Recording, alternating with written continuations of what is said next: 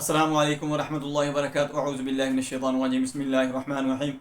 दोस्तों, आज मैं आपको बताऊंगा कि कुछ लोगों के जिस्म के अंदर गिल्टियाँ पैदा हो जाती हैं, रसौलियाँ बन जाती हैं।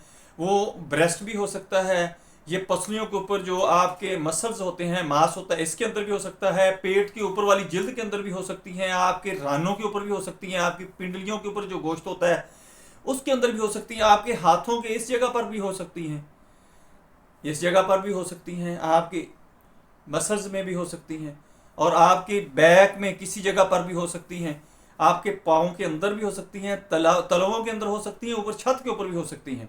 लिपोमा इसको कहते हैं। दोस्तों, इनकी वजह क्या है और इसका इलाज क्या है, ये कितनी ख़तरनाक हो सकती हैं, ये सारी बातें मैं आपको बताऊंगा। आपको बहुत ज़्यादा फ़ायदा होगा। इस वीडियो को आगे लोगों के अंदर शेयर कर दें और इसको तवज्जो के साथ सुने, समझें और इसको अच्छी तरह देखें। आपको बहुत ज़्यादा फ़ायदा होगा। मैं हूं डॉक्टर हाफिज़ दस्तार अंजम। आप देख रहे हैं यूट्यूब चैनल। मेरा आज का जो मौजू है वो है रसौलियों का इलाज, गिल्टियों का इलाज। गिल्टियाँ आपके यूट्रस के अंदर भी हो सकती हैं, बच्चादानियों के अंदर भी हो सकती हैं, बच्चादानी के बाहर भी हो सकती हैं। जो अक्सर लोग डॉक्टर सर्जन, आपको सर्जन हजरात खुसूसन ये कहते हैं, ये भी एक मेडिकल सर्जरी स्कैम ही हो सकता है कि आपको कहते हैं कि इनको ये निकलवा दो, इसका वैसे हल नहीं है। दोस्तों, कितनी निकलवाएंगे। मैं आपको ऐसे ऐसे मरीज दिखा सकता हूं जिनके जिस्म के ऊपर सैकड़ों के हिसाब से होती हैं। वो सैकड़ों निकालेंगे, उसको नश्तर मार मार के सारे जिस्म को छलनी कर देंगे, सारे जिस्म को बर्बाद कर देंगे। खूबसूरत खूबसूरत लोग होते हैं, अच्छे खासे जिस्म उनके होते हैं, खूबसूरत जिस्म। जब आपके 100 से 150 कट लगेंगे, एक तो आपको बर्बादी होगी आपकी, फिर जिस्म की वो शाइनिंग नहीं रहेगी। फिर ये है कि एक जगह से आपने एक निकलवाई और बाज़ दफ़ा 4-4, 5-5 वहाँ पर हो जाती हैं।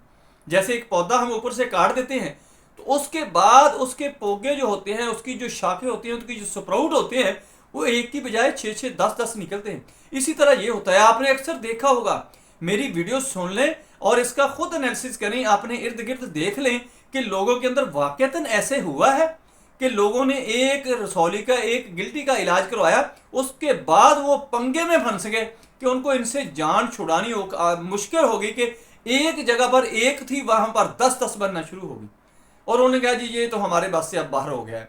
ये मेडिकल स्कैम भी है, सर्जरी स्कैम है कि आपके साथ ये लोग अक्सर हाथ कर जाते हैं। डॉक्टर इस तरफ तवज्जो देते ही नहीं, बल्कि ये बिजनेस बन चुका है कि वो आपको सर्जरी की तरफ लेके जाएंगे। सर्जरी के ऊपर अगर उनका 1000 आना है ना खर्चा, तो आपसे 10-20 हज़ार रुपया ले लेना उन्होंने। अब वैसे आपके अगर आपने उन्होंने इंजेक्शन लगवाना है, दवाई देनी है, कितने पैसे ले लेंगे? 100 रुपये का अगर वो खर्चा करेंगे, 500 ले लेंगे। 200 का खर्चा करेंगे, 1800 तक चले जाएंगे। अगर इससे ज़्यादा लेंगे तो आप की जो होगा, सर पे आपकी हाथ आ जाएगा। आप वहाँ पर शोर मचाना शुरू कर देंगे, यार इतने पैसे इतना लूट रहा है तू, क्योंकि दवाई तो हर जगह से मिल रही है। इसलिए डॉक्टर आपको लेकर ही उतर जाएंगे। ये जच्चे बच्चे वाला देख लें, डिलीवरी का जो होता है, अक्सर नॉर्मल डिलीवरी नहीं करवाएंगे आपकी। नॉर्मल डिलीवरी आपकी अगर 8 घंटे के अंदर भी, 4 घंटे के अंदर भी करवाता है तो आपसे कितने पैसे ले लेगा? 10 से 15 हज़ार रुपया ले लेगा। अगर वही आपको एपिसोड सिजेरियन की तरफ लेके जाता है, वो आपसे 1 लाख रुपये भी ले सकता है। 70-80 हज़ार तो मामूल की बात है, 50-60 हज़ार तो गया गया भी ले सकता है। तो फिर उसको क्या मुसीबत पड़ी हुई है कि वो आपको 10-15 हज़ार में काम करे?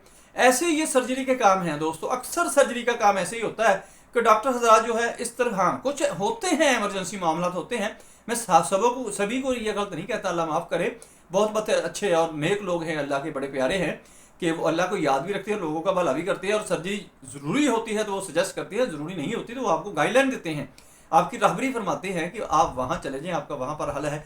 दोस्तों, आपको गिल्टियाँ हैं, रसौलियाँ हैं, जिस्म के अंदरूनी हिस्सों पर हैं, बैरूनी हिस्सों पर हैं, तो आपको परेशान होने की ज़रूरत नहीं है। ये चीज़ें आपने करनी है, आपको फ़ायदा होना शुरू हो जाएगा।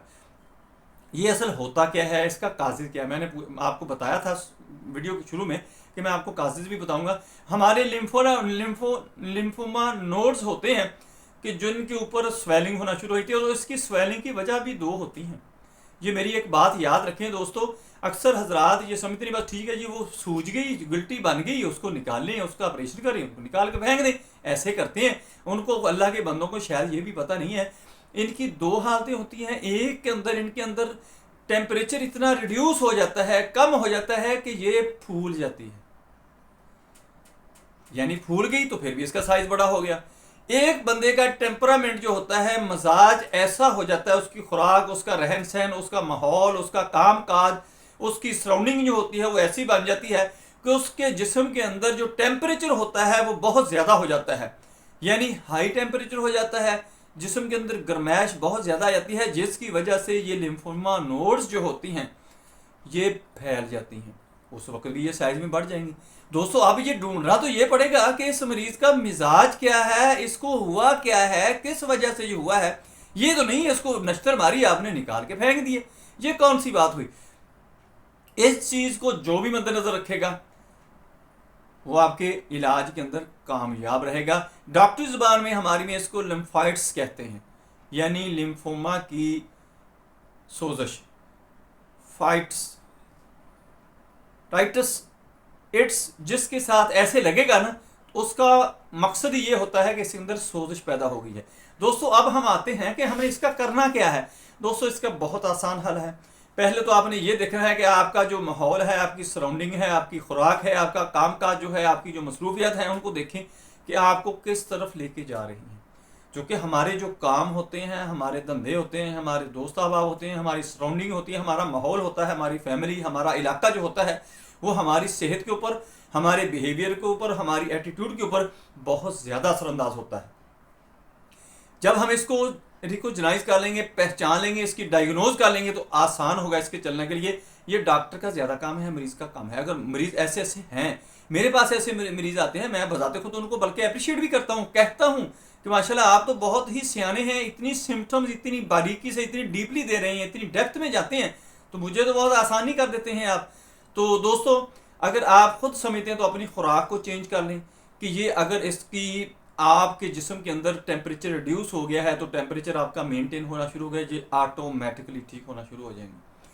अगर आपके जिस्म के अंदर गर्माइश ज़्यादा हो गई है, आपको आपका टेम्परामेंट इस किस्म का बन गया है कि ये फैलना शुरू हो गई है, यानी जब हम कोई चीज़ गर्म करते तो फैलती है, जब वो किसी को फ्रोज करते हैं वो सुकड़ती है। यही आपने मद्देनजर रखना है, इसका इलाज यही है।